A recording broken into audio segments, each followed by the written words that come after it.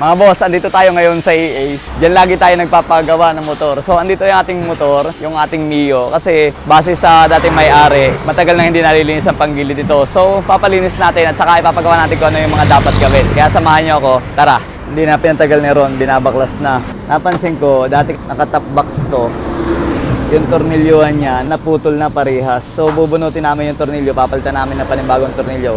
Dahil, ayan o, kapag tumatakbo ako, pag nalulubak, kumakalampag yung tangke. Saka merong mga goma na nawawala.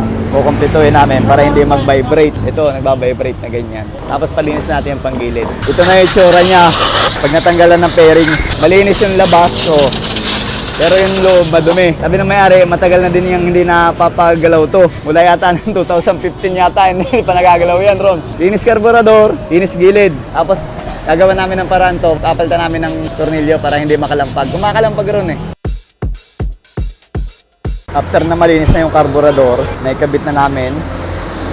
And then, natesting na namin yung paandar. Tapos, siyempre, sinabay na din natin yung paglinis ng gilid kasi Ron, hindi naman natin alam kung kailan pa yung huli, di ba?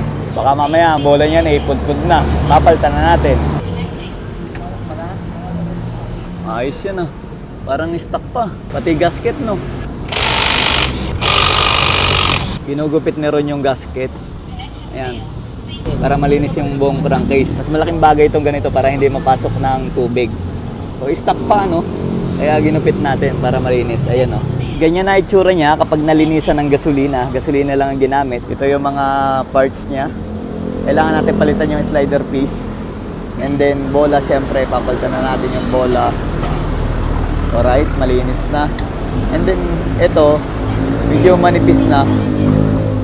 Ewan ko lang kay Ron kung kailangan ng palitan or next na linis na lang. Ang bala ko kasi dito sa Mio na to, papang race ko. So, papalitan natin yan ng gulong, harap likod, na pang race tire. And then, saka natin isa-set up ng pakunti-kunti. Ito na, dumating na. Genuine to. Same number ba? Same?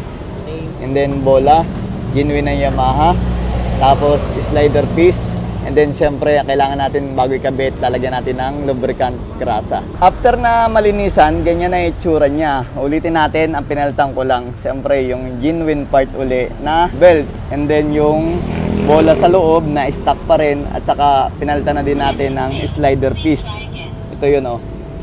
Yan yung ganito. Ito kasi plastic na lumuluwag rin sa tagal. So ayan, start natin Ron. Sana start. Ayun oh. Parang pinadjut mo lang ng konti ah.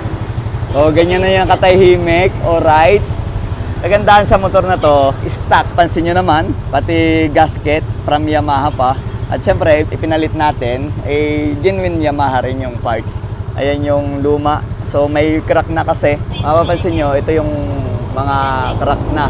So, okay pa naman siya, pero sa sobrang tagal, pinalitan na lang natin. Alright, Ron. Ayos.